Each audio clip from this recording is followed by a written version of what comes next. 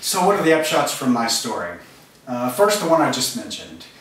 Summarizing in just a slightly different way, in 6 African countries there were more Anglicans in 2005 than on 3 continents, in North America, Europe, and Australia. The primates from 5 of those 6 countries represented provinces that didn't even exist when women's ordination began, 1974-77. Also that the creation of these new provinces occurred after women's ordination, but before the issue of same-sex unions really was a front-burner issue in the communion.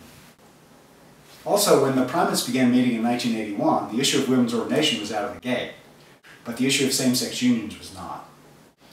The primates appear in 1980 to have proposed that their role and the role of the Anglican Consultative Council become more than consultative.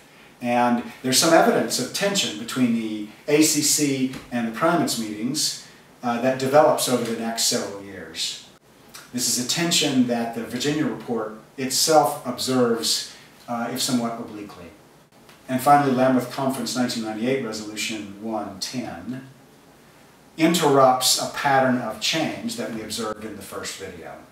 The subsection report on human sexuality in 1998 would have signaled a willingness to reconsider the issue, at least from the point of view of that pattern of change that we observed in the first video. And so what happened in the plenary session was the interruption of a process that had become fairly standard for reconsidering certain facets of the traditional idea of marriage and family. Finally, putting the 2 videos together, when the Anglican Church of Canada and the Episcopal Church took the move that they did in 2003 on same-sex unions, in blessing same-sex unions and in consecrating a partnered gay priest as bishop, they both followed a regular pattern that had been followed by the Lambeth Conference's own resolutions on facets of the traditional idea of marriage and family.